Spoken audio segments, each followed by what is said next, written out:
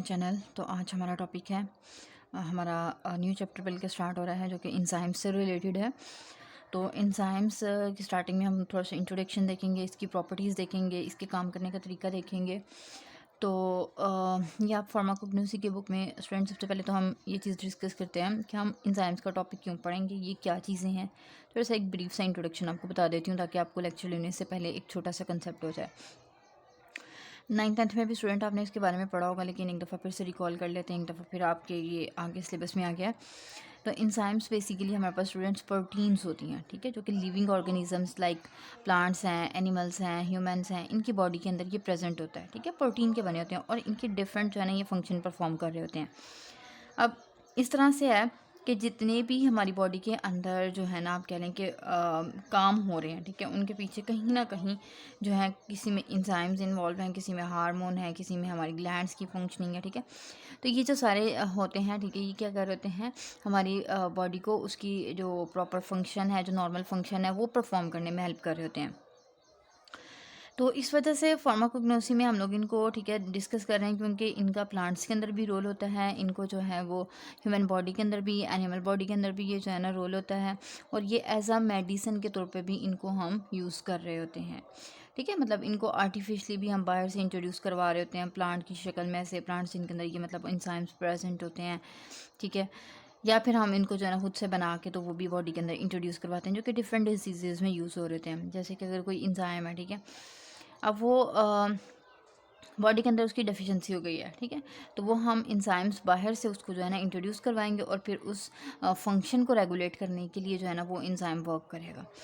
तो खैर ये प्रोटीन के जो छोटे छोटे से ये कैटालिस्ट होते हैं, तो इनकी आगे हम सारा कुछ डिटेल देखते हैं। तो सबसे पहले चलते हैं अपने टॉपिक की तरफ। तो यहाँ पे इंजाइम्स के बारे में बता रहा है कि enzymes can be defined as these are the catalyst of biological system that are produce by the living cells which are capable of catalyzing the biological reaction. अब यहाँ पे देखें स्टूडेंट, ये सबसे पहले कह रहा है कि these are the catalyst. Catalyst क्या होते हैं स्टूडेंट? ऐसी सब्सटेंसेस, ठीक है, थोड़ा सा इसको समझ लें, जो कि क्या करें कि डिफरेंट तरह के जो केमिकल रिएक्शंस हैं, ठीक है, जो कि बॉडी के अंदर टेक प्लेस हो रहे होते हैं, तो उनमें ये जो है ना इंजाइम्स क्या कर रहे होते हैं कि एज अ कैटलिस्ट के तौर पे काम करते हैं और उस रिएक्शन को ये क्या करें, स्पीड अप करते हैं, ठीक है। कैटलिस्ट क्या है? ऐसी सब्सटेंसेस हैं जो कि बॉडी के अंदर जो होने वाले केमिकल रिएक्शंस हैं उनको स्पीड अप कर दें, ठीक है, और ख़ुद ही ये जो है ना यूटिलाइज़ ना हो, खुद वैसे के वैसे ही रहें, ठीक है।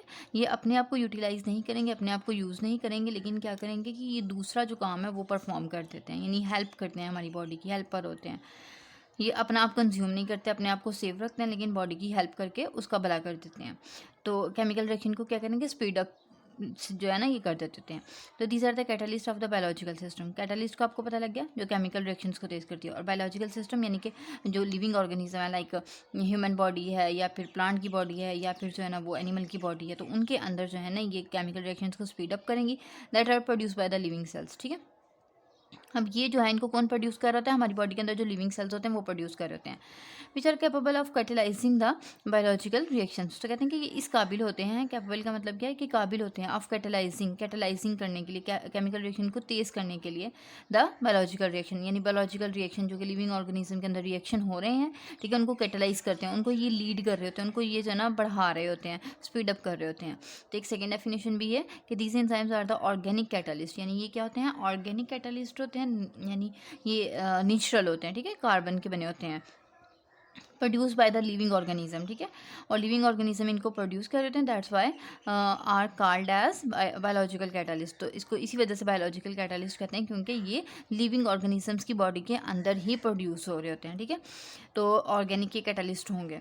अब कैटलिस्ट की यहाँ पे सेपरेटली डेफिनेशन दी हुई है, इसको भी देख लें कि कैटलिस्ट इज़ अ केमिकल, ठीक है, केमिकल है which is inorganic in nature, ठीक है, ये क्या होता है? इनऑर्गेनिक होता है नेचर में, use to boost up the chemical reaction, ठीक है, कि ये बूस्ट अप कर देंगे, स्पीड अप कर देंगे केमिकल रिएक्शन को, but it is not utilized itself in the chemical reaction, लेकिन ये अपने आप को यूटिलाइज नहीं करेंगे, अपने आप को यूज़ नहीं करेंगे, ठीक है, ये खुद वैसे के वैसे ही रहेंगे, इनका स्ट्रक्चर वैसे का वैसा ही रहेगा, ठीक है, अपना ये नुकसान नहीं करते, अपने आप को यूज़ नहीं करते, लेकिन दूसरों का भला कर देते हैं। All the enzymes are the catalyst, कहते हैं कि जितने भी इंजाइम्स होते हैं वो क्या होते हैं? कैटलिस्ट होते हैं। क्यों कैटलिस्ट होंगे? क्योंकि ये केमिकल रिएक्शन को तेज़ कर रहे हैं।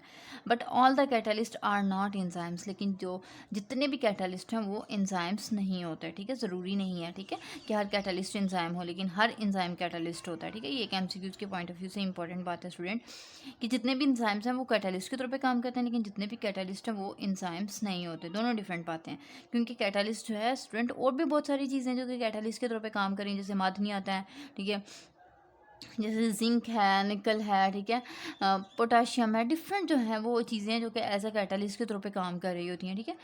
तो वो जो है ज़रूरी नहीं कि वो एंजाइम्स ही हों, ठीक है, लेकिन जितने भी एंजाइम्स हैं वो कैटालिस्ट होते हैं।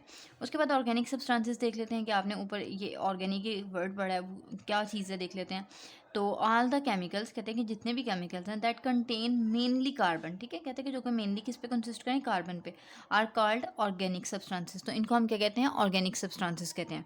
इनऑर्गेनिक सब्सटेंस आगे देखते हैं, ठीक है, ऑल द केमिकल्स, जितने भी केमिकल्स हैं that are not containing carbon, ठीक है, जिसके अंदर कार्बन मौजूद ना हो, कार्बन के अलावा कोई हो, जैसे पोटाशियम है, ठीक है, या सल्फर है, नाइट्रोजन है, इस तरह के कंपाउंड, इस तरह के एलिमेंट प्रेजेंट हों, तो उनको हम क्या कहेंगे, इनऑर्गेनिक सब्सटेंसेस कहेंगे। और ऐसे सब्सटेंसेस जिसके अंदर कार्बन प्रेजेंट हो, ठीक है, उनको जो है हम ऑर्गेनिक सब्सटेंसेस कहेंगे, are called the inorganic substances. तो इनको हम इनऑर्गेनिक सब्सटेंसेस कहेंगे। नेक्स्ट वो क्या कह रहा है जी, सबस्ट्रेट। जो अगला आपकी टर्मिनोलॉजी है स्टूडेंट, वो है सबस्ट्रेट की। तो सबस्ट्रेट बेसिकली इसको मैं आपको सिंपल वर्ड में बता दूं कि एंजाइम्स ने स्टूडेंट जहाँ पे जाके काम करना होता है, जिस चीज़ के ऊपर एक्ट करना है ना, मतलब जहाँ पे भी केमिकल रिएक्शन करेगी, जिस जगह पे जाके ये अपना एंजाइम अपना एक्शन शो करेंगे, वो चीज़ उसकी क्या कहलाती है, सबस्ट्रेट कहलाती है, ठीक है। तो यहाँ पे देख लेते हैं क्या लिखा है, दीज आर द मॉलिक्यूल, ये वो मॉलिक्यूल होते हैं on which the enzymes can act, ठीक है, जिसके ऊपर एंजाइम्स क्या करते हैं, जाके एक्ट करते हैं। यानी एंजाइम्स ने इनके ऊपर जाके काम करना होता है। जो भी चीज़ जिसके ऊपर एंजाइम जाके काम करेगा वो क्या, उसका कहलाएगा, सबस्ट्रेट कहलाएगा। अब यहाँ पे स्टूडेंट एक साइकिल सा दिखाया हुआ है, इसको देखें कि ये साइकिल क्या है, एंजाइम सबस्ट्रेट कम्प्लेक्स, यानी कि नाम से ये देखें कि जब एंजाइम सबस्ट्रेट के साथ जाके मिलता है, ठीक है, तो उसको हम क्या कहेंगे, एंजाइम सबस्ट्रेट कम्प्लेक्स कहते हैं। अब ये देखें ये कैसे मिलता है, ये देखें कि यहाँ पे ये एक आपके पास जो है ना, ये इन्होंने दिखाया हुआ स्ट्रक्चर एंजाइम्स का, ठीक है, एक एंजाइम है ये वाला। तो ये एंजाइम कौन सा है, उसने सक्रेज की एग्जांपल दी हुई है, ठीक है, एंजाइम का नाम क्या है, सक्रेज। और ये जो है ना स्टूडेंट, इसके ऊपर ये जो होल बने हुए हैं, ठीक है, ये वाले, ये इसकी क्या है, ये इसकी एक्टिव साइट है, ठीक है। अब एक्टिव साइट क्या होती है, एक्टिव साइट वो जगह होती है जहाँ पे एंजाइम्स जो है वो जो है सबस्ट्रेट को, मतलब उसके साथ जुड़ जाता है, यानी एंजाइम की वो जगह जहाँ से वो सबस्ट्रेट से जुड़ेगा, ठीक है, वो जगह क्या कहलाती है, एक्टिव साइट कहलाती है। अब यहाँ पे ये देखें, ये था एंजाइम, ये इसके ऊपर एक्टिव साइट थी, ठीक है। अब यहाँ से जो है ना एक सबस्ट्रेट आई है, ठीक है, जिसका नाम क्या है, सुक्रोज है, ठीक है। ये जो सबस्ट्रेट है इसका नाम क्या है, सुक्रोज है, ठीक है, इसके ऊपर यानी काम करना है एंजाइम ने, और एंजाइम का नाम क्या है, सक्रेज है। तो ये स्टूडेंट एक और बात याद रखिएगा कि सबस्ट्रेट और जो आपका ये जो होता है एंजाइम, इन दोनों के नाम थोड़े से जो है ना एक दूसरे के साथ समटाइम रिसेंबल कर रहे होते हैं। अब जैसे सक्रोज है ना, ठीक है, सबस्ट्रेट है, तो इसका जो एंजाइम है वो क्या है, सक्रेज है, ठीक है, ASC, ठीक है, एंड पे आ जाता होता है अक्सर। तो ये जो ASC होता है, इंडिकेशन होती है कि ये किसी एंजाइम का नेम है। तो खैर यहाँ से जो एंजाइम है, इसकी जो एक्टिव साइट है, ये क्या करेगी, जाके सबस्ट्रेट जो है सक्रोज, इसके साथ जाके ये क्या करेगी, जुड़ेगी। अब ये देखें यहाँ पे बता रहा है enzyme and substrates are available, यानी एंजाइम भी हमारे पास है, सबस्ट्रेट भी है, दोनों आपस में मिल जाएंगे। यहाँ पे ये देखें, ये सबस्ट्रेट जो है यहाँ पे जाके फिक्स हो गई है एक्टिव साइट के ऊपर। जब ये यहाँ पे जाके फिक्स हो जाएगी तो इसको हम क्या कहेंगे, एंजाइम सबस्ट्रेट कम्प्लेक्स कहते हैं, ESC भी कहते हैं। E से एंजाइम, S से सबस्ट्रेट और C से कम्प्लेक्स। अब यहाँ पे वो क्या बता रहा है कि substrate binds to enzyme, substrate जो है वो जाके बाइंड कर गई है कहाँ पे, एंजाइम पे, ठीक है, एंजाइम के साथ बाइंड कर गई है। लेकिन जगह कौन सी थी एंजाइम के ऊपर, जिस जगह पे जाके सबस्ट्रेट बाइंड हुई है वो उसकी एक्टिव साइट कहलाती है। अब जब ये कम्प्लेक्स बन गया, अब यहाँ पे क्या होगा कि इसके साथ वाटर की एडिशन होगी। जब वाटर की एडिशन होगी तो substrate is converted into the product. अब ये जो सबस्ट्रेट है, ये जो नई चीज़ में कन्वर्ट होनी है, जो केमिकल रिएक्शन होना है, सक्रोज ने किसी और चीज़ के अंदर कन्वर्ट होना है, ठीक है, तो वो जो है उस चीज़ के अंदर ये कन्वर्ट हो जाएगी। अब ये देखें, सक्रोज के ऊपर एंजाइम ने काम किया, ठीक है। अब जब काम हुआ तो ये किस में कन्वर्ट हो गया, ग्लूकोज के अंदर और फ्रक्टोज के अंदर, ठीक है, ग्लूकोज और फ्रक्टोज के अंदर जो कन्वर्ट हो गया। और उसके बाद जो है ये इंजाइम वैसे का वैसे ही पीछे बच गया, ठीक है। तो ये जो इंजाइम ने क्या किया, अपने आप को यूटिलाइज नहीं किया, अपने आप को वैसे का वैसे रखा, ठीक है। और जो है दूसरे बंदे का, दूसरी जो चीज़ है उसका काम भी कर दिया, ठीक है। यानी कि इसकी ब्रेक डाउन होनी थी, इसका केमिकल रिएक्शन होना था, इसको जो है कन्वर्ट कर दिया उसने सक्रोज को किसके अंदर, ग्लूकोज और फ्रक्टोज के अंदर, ठीक है स्टूडेंट। की जो बेसिकली ना सक्रोज की हमारी बॉडी के अंदर एक शुगर होती है, ठीक है, कार्बोहाइड्रेट की टाइप है, इससे हम एनर्जी लेते हैं। अब ये जो एनर्जी हमें चाहिए होती है वो किस फॉर्म में चाहिए होती है, ग्लूकोज की फॉर्म में। अब इसको जो है ये जो इंजाइम था एनर्जी हासिल करने के लिए, बॉडी को एनर्जी दिलाने के लिए, इसके ऊपर जो है ना सक्रेज इंजाइम आ गया, ठीक है। और फिर इसके साथ बाइंड होकर उसने वाटर अपने अंदर ऐड करके तो इसको ग्लूकोज और फ्रक्टोज के अंदर कन्वर्ट कर दिया, ठीक है। ये छोटा सा बड़ा इजी सा मैकेनिज्म है, उम्मीद करती हूँ आपको समझ आ गया होगा। अब ये इंजाइम वैसे का वैसे बच गया, ठीक है। आगे मजीद अगर कोई और सक्रोज होगा जिसको ज़रूरत होगी कि वो एनर्जी में कन्वर्ट हो जाए, ग्लूकोज में कन्वर्ट हो जाए, तो ये इंजाइम उसके लिए अवेलेबल होगा, ठीक है। लेकिन एक और बात याद रखिएगा स्टूडेंट, ये मे भी आप आगे भी नोट्स में पढ़ें, तो ये जो इंजाइम है सक्रेज, ठीक है, ये हम ऑलवेज यूटिलाइज होगा किसके लिए, सक्रोज के लिए, ठीक है। ये किसी और के लिए नहीं यूज़ हो सकता। जैसे फ्रुक्टेज के लिए अगर हम यूज़ कर लें तो जो है ना वो सब इसके ऊपर सक्रोज के ऊपर एक्ट नहीं करेगा, ठीक है। ये हाईली स्पेसिफिक होते हैं, यानी एक एंजाइम जो होता है वो अपना जो उसका काम है वो वही काम करेगा, इसके अलावा वो कोई और केमिकल रिएक्शन नहीं करवाएगा। जैसे ये सक्रोज है, ठीक है, सक्रेज है, इसका काम है जी सब सक्रोज के ऊपर एक्ट करने का, तो इसने इसी के ऊपर एक्ट करना है, ये किसी दूसरी तीसरी चीज़ के ऊपर एक्ट नहीं करेगा, ठीक है। तो ये हाईली स्पेसिफिक होते हैं, या आप इनकी प्रॉपर्टीज़ में भी पढ़ेंगे अपने एक्शंस को लेके, ठीक है, हाईली स्पेसिफिक होते हैं। उसके बाद है जी यहाँ पे उसने डिस्कस किया हुआ है, थोड़े से डिफरेंस डिस्कस किया हुआ है कि difference between enzymes and catalyst, यानी इंजाइम और कैटलिस्ट के अंदर क्या फ़र्क है। दोनों चीज़ें जो है स्टूडेंट आप देख रहे हैं कि एक दूसरे से रेलिवेंट भी हैं, ठीक है। यानी कि इंजाइम्स की प्रॉपर्टी है इंजाइम कैटलिस्ट है, लेकिन कैटलिस्ट से ये डिफरेंट भी है। तो अब जो है ना इसको हम देख लेते हैं कि ये किस तरह से जो है ना वो डिफरेंट हैं और रिजेंबल कर रहे हैं या फिर। अब यहाँ पे एक पोर्शन इंजाइम्स का दिया हुआ है जिसमें कह रहा है कि all the enzymes are organic substances. तो इंजाइम्स जो होते हैं वो क्या होते हैं, ऑर्गेनिक होते हैं, ठीक है। यानी कि इनके अंदर जो है वो कार्बन की एडिशन तो मस्टली होगी, जबकि कैटलिस्ट क्या होते हैं, all the catalyst are inorganic substances. तो जितने भी कैटलिस्ट हैं वो क्या होते हैं, इनऑर्गेनिक सब्सटेंस होते हैं, यानी कि इसके अंदर जो कैटलिस्ट होते हैं इनके अंदर कार्बन की प्रेजेंस नहीं होगी। लेकिन एंजाइम्स जो कि कैटलिस्ट के तौर पे काम करते हैं वो ऑर्गेनिक इन नेचर होते हैं, ठीक है। उसके बाद कहते हैं कि enzymes mostly destroyed during the reaction, ठीक है। अब कहते हैं कि एंजाइम्स अक्सर औकात जो है वो जब केमिकल रिएक्शन होता है तो उसमें डिस्ट्रॉय हो जाते हैं, ठीक है। उसके बाद कहते हैं कि catalyst are not destroyed in the chemical reaction, और ये जो कैटलिस्ट होते हैं ये डिस्ट्रॉय नहीं होते, ठीक है। ये अपने आप को क्या कर लेते हैं, बचा लेते हैं, ठीक है। और फिर जो है ना ये फर्दर किसी भी केमिकल रिएक्शन में यूटिलाइज हो जाते हैं। लेकिन कुछ एंजाइम्स ऐसे हैं जो कि स्टूडेंट वो भी बच जाते हैं, ठीक है, और वो नेक्स्ट किसी रिएक्शन के लिए जो है ना यूटिलाइज हो जाते हैं। उसके बाद कहते हैं कि enzymes are the more specific in the nature, और एंजाइम्स जो हैं वो स्पेसिफिक होते हैं नेचर के अंदर, यानी अपना जो भी उनका काम है उन्होंने वही काम करना है, ठीक है। जबकि ये जो कैटलिस्ट होते हैं are non specific in nature, ये नॉन स्पेसिफिक होते हैं, यानी कि ज़रूरी है नहीं है कि ये एक ही रिएक्शन करवाएं, ये एक से ज़्यादा भी करवा सकते हैं, ठीक है, कैटलिस्ट जो होते हैं। तो जो एंजाइम्स हैं इनका जो एक काम है इन्होंने वही काम करना है, ये दूसरा कोई काम नहीं करेंगे, ठीक है। किसी और एंजाइम्स जो है वो कोई और सब्सट्रेट या तो ऊपर जाके एक्ट नहीं करेगा, ठीक है। Enzymes are very complex in nature, ठीक है। कहते हैं कि ये कम्प्लेक्स होते हैं, पेचीदा मॉलिक्यूल होते हैं ये बॉडी के अंदर। तो catalyst are very simple compound और सब्सटेंसेस, जबकि कैटलिस्ट कहते हैं सिंपल से सब्सटेंसेस हो सकते हैं, लाइक जैसे निकल हो सकता है, ठीक है, पोटाशियम हो सकता है, प्लांटियम हो सकता है, ठीक है। तो कहते हैं कि ये लिथियम हो सकता है, ठीक है, सोडियम हो सकता है। हम डिफरेंट जो है ना मतलब आप कहें कि केमिकल कंपाउंड्स या एलिमेंट्स होते हैं, ठीक है, वो एज अ कैटलिस्ट के तौर पे काम करते हैं। और सिंपल से आप ये देख लें, ठीक है, इनके आपको नाम से आइडिया हो गया, लेकिन ये जो इंजाइम्स हैं ये थोड़े से कम्प्लेक्स मटेरियल होता है, ठीक है। उसके बाद कहते हैं कि speed of the enzyme reaction does not depend on the concentration of the enzyme, यानी कि यहाँ पे कि जैसे कि हमने देखा कि अगर हम जो इंजाइम्स हैं इनका फंक्शन क्या होता है कि ये रिएक्शन को स्पीड अप कर देते हैं, ठीक है। तो ये यहाँ पे ये बात कर रहा है कि अगर आप इंजाइम्स की कंसंट्रेशन यानी मिकदार बढ़ा देंगे तो उसका मकसद ये नहीं कि आप रिएक्शन को मज़ीद उसकी स्पीड को बढ़ा देंगे, ऐसा नहीं होगा, ठीक है। यानी कि कंसंट्रेशन बढ़ाने से इनकी स्पीड के ऊपर कोई फ़र्क नहीं पड़ेगा, रिएक्शन की स्पीड जो नॉर्मल इंजाइम जो है वो मतलब काम कर रहा है ना, यानी कि जो एक इंजाइम काम कर रहा है, ठीक है।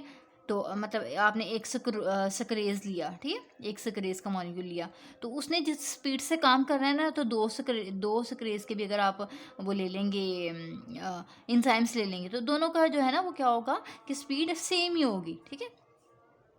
कि अगर दोनों जो है ना, अगर एक जो है ना वो 1 मिनट में रिएक्शन कंप्लीट कर रहा है ना, ठीक है, 1 मिनट के अंदर कर लें या 1 सेकंड के अंदर कंप्लीट कर रहा है, तो अगर आप चाह रहे हैं जी मज़ीद इसको स्पीड अप करके तो मैं आधे सेकंड में रिएक्शन कंप्लीट करवा दूँ, ठीक है, 0.5 सेकंड के अंदर, तो ऐसा नहीं होगा, ठीक है। ये दोनों बेशक मिल जाएँ, लेकिन जो रिएक्शन है वो क्या होगा, वो 1 मिनट के अंदर ही कंप्लीट होगा। ये रिएक्शन की स्पीड को तेज़ नहीं करेगा। अब कैटलिस्ट इसके अपोजिट है, तो कहते हैं कि speed of the catalyst reaction will depend on the concentration of the catalyst, ठीक है। अब कहते हैं कि कैटलिस्ट जो है ये इसके अपोजिट है, यानी कि अगर आप इनकी अमाउंट को बढ़ा देंगे ना, तो ये जो कैटलिस्ट की कंसंट्रेशन है, ठीक है, ये क्या करेगी कि ये रिएक्शन की जो स्पीड है उसको जो है ये अफेक्ट करेगी, ठीक है। यानी कि माइट भी पॉसिबिलिटी है कि अगर जो है ना वो आप निकल के अमाउंट को बढ़ा रहे हैं, किसी केमिकल रिएक्शन में यूज़ हो रहा है, ठीक है, एज ए कैटलिस्ट, तो जब आप इसके अमाउंट को बढ़ाएंगे, इसकी कंसंट्रेशन को बढ़ाएंगे, तो रिएक्शन क्या हो जाएगा, स्पीड अप हो जाएगा। जबकि ये जो इंजाइम्स हैं इनकी अमाउंट को बढ़ाने से रिएक्शन स्पीड अप नहीं होगा, ठीक है। छोटे छोटे से 4-5 पॉइंट्स हैं, इनको अच्छे से याद कीजिएगा। ये अक्सर जो है ना आ जाते होते हैं कि इंजाइम्स और कैटलिस्ट के अंदर क्या डिफरेंस है। छोटे छोटे से हैं कि ये ऑर्गेनिक है, ये इनऑर्गेनिक है, ठीक है, ये डिस्ट्रॉयड हो जाते हैं मोस्टली ज़्यादातर, ठीक है, लेकिन सम टाइम बच भी जाते हैं। और ये जो है ये डिस्ट्रॉयड नहीं होते, ये बिल्कुल भी डिस्ट्रॉय नहीं होंगे, ये बच जाते होते हैं हमेशा। और ये क्या होते हैं, ये ज़्यादा स्पेसिफिक होते हैं और ये नॉन स्पेसिफिक होते हैं, कम्प्लेक्स होते हैं, ये सिंपल होते हैं, और ये इनकी जो कंसनट्रेशन है वो डिपेंड नहीं करती होती है, ठीक है, स्पीड के ऊपर। और जबकि इनकी कंसनट्रेशन है वो डिपेंड कर रही होती है स्पीड पे, ठीक है, यानी स्पीड के ऊपर कंसंट्रेशन डिपेंड कर रही होती है। नेक्स्ट है जी इसकी प्रॉपर्टीज़ हैं। प्रॉपर्टीज़ को जब हम देखते हैं तो स्टूडेंट इसका मतलब क्या है कि हमने इसके अंदर इसकी खसूसियात को डिस्कस करना है कि ये जो इंजाइम्स हैं इनकी क्या क्या खसूसियात होती हैं, ये क्या क्या रोल प्ले करते हैं। तो सबसे पहले देखते हैं जी कैटालाइटिक प्रॉपर्टी। कैटालाइटिक प्रॉपर्टी में क्या कह रहा है, लाइटिक, स्टूडेंट एक और यहाँ पे बात याद रखिएगा कि जहाँ पे भी लाइटिक वर्ड आएगा ना लास्ट पे, ठीक है, लाइटिक, तो ये इंडिकेशन होती है कि ये किसी चीज़ की ब्रेक डाउन करेगा, ठीक है, ब्रेक डाउन, किसी चीज़ की तोड़ फोड़ करेगा। अब कहते हैं कि small amount of the enzymes can catalyse the large amount of the substrate in a biological reaction, ठीक है। अब ये कैटालाइटिक के अंदर कह रहा है कि ये जो आप बेशक जैसे मैंने आपको पहले बताया कि कंसंट्रेशन अगर आप इंजाइम्स की बढ़ाएंगे तो रिएक्शन जो है वो उसके ऊपर कोई फ़र्क नहीं पड़ेगा, ठीक है, उसकी स्पीड के ऊपर। तो ये यही कह रहा है कि अगर आप स्मॉल अमाउंट भी ले लेंगे ना, ठीक है, इसकी इंजाइम्स की, तो ये क्या करेगा कि लार्ज अमाउंट में भी सबस्ट्रेट्स होंगे ना, उन सब के ऊपर काम कर जाएगा। एक इंजाइम्स अगर सबस्ट्रेट, यानी जैसे कि मैंने पहले भी थोड़ी देर पहले बताया कि अगर आप एक सुक्रेज का आपने जो है ना वो लिया, इंजाइम लिया, ठीक है, तो अगर यहाँ पे 10 आप सुक्रोज ले लें, ठीक है, 10 आपने सुक्रोज के मालिक्यूल लिए हैं, तो ये एक ही जो है एक बड़ी सबस्ट्रेट, यानी ये जो सुक्रोज है ये क्या है, ये सबस्ट्रेट है हमारे पास जिसके ऊपर इस एंजाइम ने काम करना है। तो ये 10 के 10 को जो है ना वो कर लेगा, काम कर देगा, मतलब सबकी ब्रेक डाउन कर देगा। कैटालाइटिक इसके अंदर इफेक्ट होगा, यानी कि अगर आप ये करेंगे, इसके अंदर 2 अगर पकड़ के डालें और आप सोचेंगे ये जल्दी से और उससे मतलब कम टाइम में ये रिएक्शन जल्दी से हो जाएगी, तो ऐसा नहीं होगा, ठीक है। जो एक है वही उतना टाइम लेगा और 2 भी उतने टाइम लेंगे और 3 भी उतने ही टाइम लेंगे। तो ये यहाँ पे कह रहे हैं कि आप थोड़ी सी अमाउंट भी अगर यूज़ करेंगे तो ये बड़ी जो सबस्ट्रेट है उसको भी क्या करेगा कि कैटलाइज करवा देगा, उसका भी रिएक्शन जो है स्पीड अप करवा देगा, ठीक है।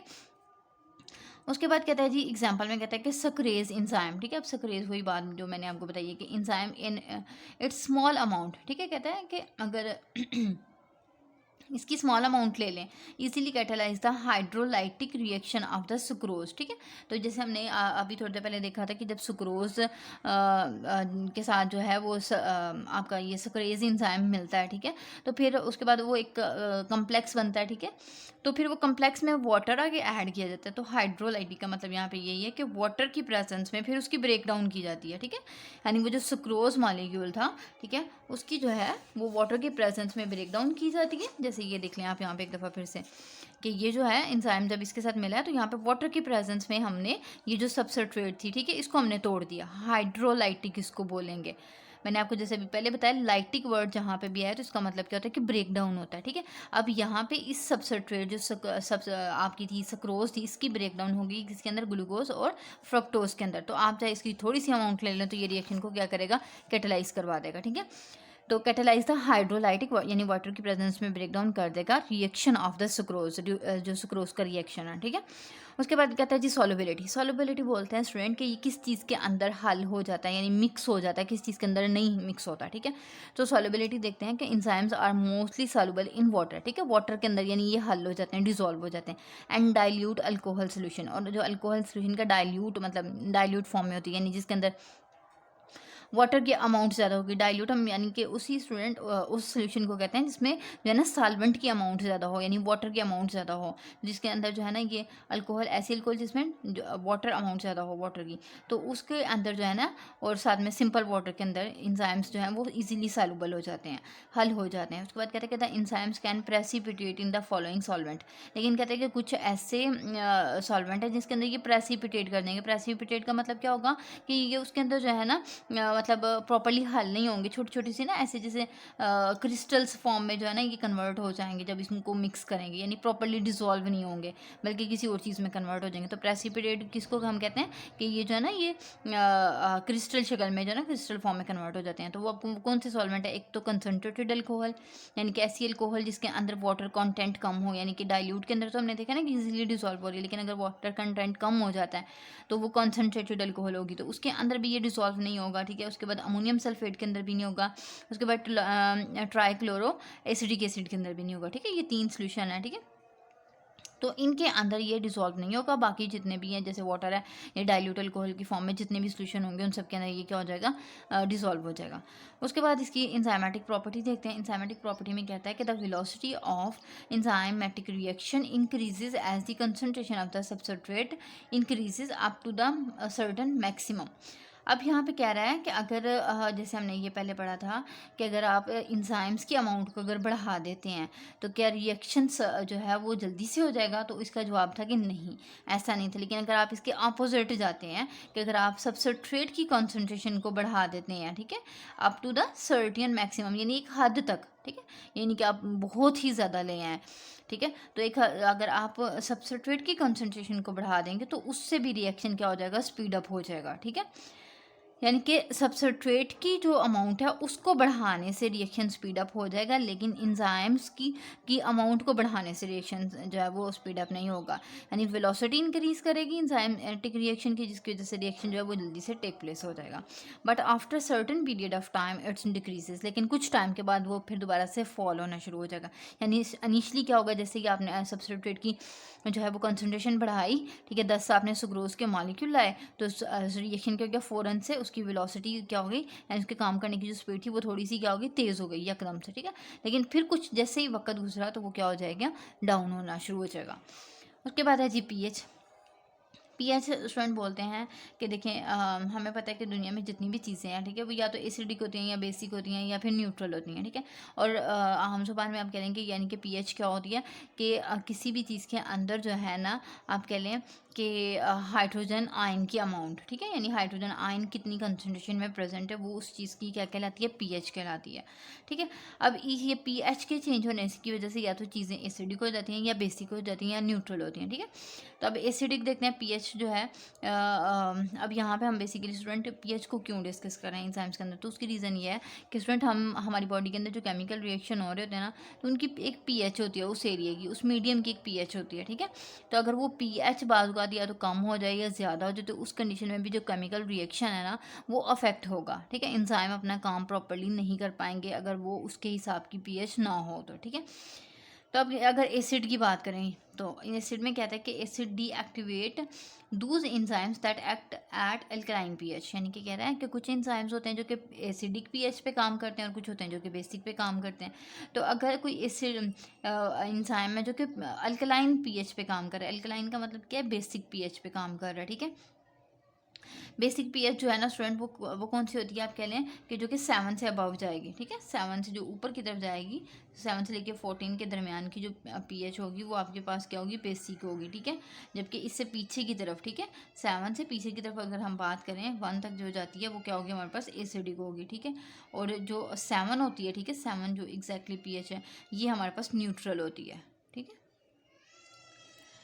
तो अब वो कह रहा है कि ऐसे एंजाइम जिनको ज़रूरत होती है बेसिक मीडियम, जिनको अल्कलाइन पीएच चाहिए होती है, तो अगर आप उसके ऊपर उसमें जो है वो पीएच डिस्टर्ब हो जाए, ठीक है, एसिडिक पीएच में वो कन्वर्ट हो जाए, तो उस कंडीशन में एंजाइम जो है वो डीएक्टिवेट हो जाएगा। डीएक्टिवेट का मतलब क्या है कि वो काम नहीं करेगा। तो एसिड जो होता है, ठीक है, वो क्या कर देगा, डीएक्टिवेट कर देगा एंजाइम्स को, उन एंजाइम्स को जो कि अल्कलाइन पीएच पे एक्ट करते हैं। फॉर एग्जाम्पल ये अब ट्रिप्सिन की बात कर रहा है, ठीक है, ट्रिप्सिन स्टूडेंट ये हमारे पास जो है ना प्रोटीन को डाइजेस्ट करने के लिए एक एंजाइम होता है जो कि हमारी स्टमक में सॉरी हमारी जो स्मॉल इंटेस्टाइन है उसमें जो है ना ये हमारा पिंक्रियाज हमारा लैबलबा इसको रिलीज़ कर रहा होता है, ठीक है, और फिर ये जो है ना प्रोटीन की डाइजेशन वगैरह कर रहे होते हैं। तो कहते हैं कि ये जो ट्रिप्सिन है एक्ट एट अल्कलाइन पीएच 8.57, ठीक है, अगर इस पीएच के ऊपर ये एंजाइम काम करता है तो कहते हैं कि at acidic pH it will be destroyed, ठीक है। तो अगर आप इसको जो है ना वो एसिडिक पीएच दे दोगे, यानी कि ये 7 से नीचे की तरफ अगर पीएच है उस एरिया की, तो उस कंडीशन में क्या हो जाएगा कि ये एंजाइम जो है वो डिस्ट्रॉय हो जाएगा, ठीक है, और फिर जो प्रोटीन की डाइजेशन है वो प्रॉपर्ली हमारी बॉडी के अंदर नहीं होगी। फिर उसके बाद कहते हैं कि ट्रिप्सिन इज एंजाइम, कहते हैं कि ट्रिप्सिन एक एंजाइम है that secreted by the pancreas, जो कि पिंक्रियाज उसको सिक्रीट कर रहा होता है, ठीक है, पिंक्रियाज मतलब क्या है, लबलबा, and very important for proper digestion of the food, जो कि बहुत ज़्यादा इंपॉर्टेंट होता है हमारी फूड की डाइजेशन के लिए, ठीक है, ये प्रोटीन को ही डाइजेस्ट कर रहा होता है। तो जी बेसिस, अब बेसिस में स्टूडेंट जैसे एसिडिक देख लिया, इसी का ऑपोजिट होता है बेसिस। अब बेसिस में क्या होगा कि basis deactivate the enzymes that act at acidic pH. तो ऐसे एंजाइम्स जो कि एक्ट करते हो कौन से, एसिडिक पीएच के ऊपर, ठीक है, तो अगर उनको बेसिक मीडियम प्रोवाइड कर दिया जाएगा तो वो क्या हो जाएंगे, उसमें डीएक्टिवेट हो जाएंगे। डीएक्टिवेट होने का मतलब क्या है कि वो काम करना छोड़ देंगे, ठीक है। For example pepsin act at acidic pH 1 to 2। अब कहते हैं कि पेप्सिन एक एंजाइम है, ठीक है, जो कि हमारे स्टमक में स्टूडेंट रिलीज होता है, और ये जो है ना मतलब डाइजेशन में इसका भी रोल होता है, ठीक है। तो ये क्या करता है कि ये 1 से 2 जो एसिडिक पीएच है उसके ऊपर काम करता है। तो एट अल्कलाइन पीएच के ऊपर इट विल बी डिस्ट्रॉय, तो अल्कलाइन जो पीएच होगी उसके ऊपर ये क्या हो जाएगा, डिस्ट्रॉय हो जाएगा। अब यहाँ पे ये देखें स्टूडेंट एक टेबल बताया हुआ है पीएच स्केल का, कि इसमें ये देखें ये जो 7 वाली होती है, ठीक है, जो न्यूट्रल पीएच होती है, ठीक है, इसमें हमारे पास वाटर आ जाता है, ठीक है, मिल्क आ जाता है, और ये दो चीज़ें आ जाती हैं, ठीक है। ये भी बल्कि जो है ना मिल्क आप कह लेंगे इसकी पीएच 6 से 7 के दरमियान में होती है, और ब्लड जो होता है इसकी 7 से 8 के दरमियान में पीएच होती है, ठीक है। लेकिन ये आप कह लेंगे ज़्यादातर जो है ना न्यूट्रली रेंज में ऑलमोस्ट आते हैं। थोड़ी बहुत प्रॉपर्टीज़ जो है ना इनकी होंगी, जैसे मिल्क है तो इसका थोड़ा सा एसिडिक मतलब नेचर शो होगा, और जो है ना लेकिन जो ब्लड है इसका थोड़ा सा ना बेसिक नेचर शो होगा। तो अब यहाँ पे यही बता रहा है कि जो 7 से नीचे की तरफ है ना, ठीक है, वो क्या होंगे, एसिडिक होंगे। अब जो 0 वाली पीएच होगी, ठीक है, या 1 वाली होगी, वो क्या होगी, बहुत ज़्यादा एसिडिक होगी, हाईली एसिडिक होगी, यानी कि ये 6-5 के मुकाबले में जो है जो ज़्यादा एसिडिक स्ट्रॉन्ग मतलब पीएच होगी वो कौन सी होगी, ये 1 वाली होगी। जैसे जैसे यानी पीछे की तरफ जाएंगे एसिडिटी जो है ना वो बढ़ती जाएगी। इसी तरीके से जब 7 से ऑनवर्ड जाएंगे 14 की तरफ, तो जो 14 वाले नंबर पे जो भी चीज़ होगी, ठीक है, जिसकी पीएच 14 होगी, वो क्या होगा, ज़्यादा बेसिक होगा, मोस्ट बेसिक होगा, ठीक है। तो अब इसी तरीके से यहाँ पे ये इस बेसिक में उसने सोप की एग्जांपल बताई हुई है, जो साबुन मतलब हम लोग घरों में यूज़ करते हैं, ठीक है, तो वो भी क्या होता है, बेसिक नेचर का होता है, और उसकी पीएच क्या होती है, 10 होती है। अब यहाँ पे ये बताई हुई है इसकी विनीगर किसे कहते हैं, सिरका को, ठीक है, सिरका की पीएच क्या होती है, 3 होती है। और जो टोमेटो है, टमाटर यानी उसकी पीएच 4 होती है। और एप्पल जो है, ठीक है, एप्पल की हमारे पास 3 और 4 के दरमियान में होती है। और जो हमारे पास लेमन है उसकी पीएच क्या होती है, 2 होती है। और इसी तरीके से बनाना है उसकी पीएच 5 होती है। तो जो सबसे ज़्यादा आप कह लें एसिडिक चीज़ है उसमें हमारे पास क्या आ जाता है, हमारे पास हाइड्रोक्लोरिक एसिड आ जाता है, ठीक है। तो ये जो सब्सटेंस है ये आपके पास क्या होगा, ज़्यादातर एसिडिक होगी, हाईली एसिडिक होगी। अब ये जो पेप्सिन है ये कौन सी पीएच पे काम करता है, ये 1 से 2 के दरमियान जो पीएच होती है इस पे काम करता है। अब ये पीएच चेंज होगी तो ये क्या करेगा, काम नहीं करेगा, ठीक है। यानी कि अगर आप इसको ये बेसिक जो है पीएच वाला मीडियम प्रोवाइड कर देंगे तो उसमें ये क्या हो जाएगी, डिस्ट्रॉय हो जाएगा, ठीक है, काम नहीं करेगा। आगे वो कह रहा है कि टेम्परेचर, ठीक है, आगे जो इसकी प्रॉपर्टी है नेक्स्ट वो क्या है जी, टेम्परेचर है। तो टेम्परेचर अब एंजाइम्स को काम करने के लिए स्टूडेंट वो अपना टेम्परेचर जो है, टेम्परेचर जो इन्वायरमेंट का है वो भी बहुत उसके लिए मैटर करता है, ठीक है। तो कहता है कि जो ऑप्टिमम टेम्परेचर है जिसके ऊपर एंजाइम्स काम करते हैं, अच्छा काम करते हैं, ठीक है, बेस्ट एक्टिविटी देते हैं, वो जो ऑप्टिमम टेम्परेचर है वो क्या होता है, 96 फ़ारेनहाइट टू 99 फ़ारेनहाइट, ठीक है। यानी ये वो टेम्परेचर है जिसके ऊपर वो अच्छा काम करते हैं, एंजाइम्स की एक्टिविटी क्या होती है, बेहतर होती है। तो वो कितना होता है फ़ारेनहाइट में, 96 से लेके 99 49 फ़ारेनहाइट होता है। तो कहते हैं कि the optimum temperature for the enzymatic activity is regard between 35 centigrade to 40 centigrade. अब यहाँ पे भी उन्होंने टेम्परेचर ही बताया हुआ है, लेकिन यहाँ पे फ़ारेनहाइट में बताया, यहाँ पे सेंटीग्रेड में बता दिया कि 35 से लेकर 40 सेंटीग्रेड तक जो टेम्परेचर है ना, ये इसके ऊपर काम करते हैं। दोनों सेम टेम्परेचर हैं, लेकिन बस यहाँ पे स्केल का उन्होंने डिफरेंस बताया। यहाँ पे फ़ारेनहाइट स्केल बताई, यहाँ पे उन्होंने सेंटीग्रेड स्केल बताया। तो आपको स्टूडेंट पता होगा कि टेम्परेचर को मेजर करने के लिए जो है ना वो 3 तरह के स्केल्स होते हैं। एक आपके पास फ़ारेनहाइट होता है, एक आपके पास सेंटीग्रेड होता है, और एक आपके पास केल्विन होता है, ठीक है। तो ये जो फ़ारेनहाइट में ये इसकी रेंज है, ठीक है, और जो आपकी सेल्सियस में है, ठीक है, सेंटीग्रेड में, वो हमारे पास ये है। उसके बाद कहता है जी एट 0 सेल्सियस, ठीक है, 0 अगर डिग्री की बात करें तो उसके ऊपर इंजाइम्स क्या होंगे, बहुत ज़्यादा इनएक्टिव होंगे, मतलब ना बिल्कुल काम नहीं करेंगे। उसके बाद कहता है कि 10 से लेकर 20 तक अगर आप उनको टेम्परेचर प्रोवाइड करते हैं तो उसके ऊपर वेरी लिटल एक्टिव, यानी थोड़ी सी एक्टिविटी शो करेंगे। 35 से लेकर अगर 40 पे होंगे, जो कि इसका क्या ऑप्टिमम टेम्परेचर है, ठीक है, ऑप्टिमम टेम्परेचर यानी वो टेम्परेचर जिस पर उन्होंने काम करना है, तो वहाँ पर ये क्या होंगे, मैक्सिमम एक्टिव होंगे। आगे टेम्परेचर जब इससे बढ़ गया, ठीक है, अभी तो जब हमने पहले देखा जब कम है, अब जब बढ़ा है उस कंडीशन में भी क्या होंगे, ये 50 डिग्री पे जाके इनएक्टिव हो जाएंगे, ये भी यहाँ पे भी काम नहीं करेंगे। और अगर आप 60 डिग्री कर दोगे तो ये यहाँ पे आके क्या हो जाएंगे, डिस्ट्रॉय हो जाएंगे, ठीक है। तो ये जैसे हमने पढ़ा है कि ये क्या होते हैं, हाईली स्पेसिफिक होते हैं, तो अपने टेम्परेचर को लेके, अपने मीडियम को लेके, ठीक है, तो ये क्या होते हैं, ये हाईली स्पेसिफिक होते हैं। उसके बाद कहते हैं कि in solid condition it may be stable up to 100 degree, ठीक है। तो कहते हैं कि अगर अगर ये जो इंजाइम्स हैं, अगर ये हमारे पास सॉलिड कंडीशन में हो, ठीक है, सॉलिड फॉर्म में हो, तो ये फिर जो है ना 100 डिग्री तक मतलब स्टेबल रह सकते हैं, अपना जो एक्टिविटीज़ है ना वो परफॉर्म कर सकते हैं इस टेम्परेचर तक। लेकिन अगर ये किसी और फॉर्म में है, लिक्विड फॉर्म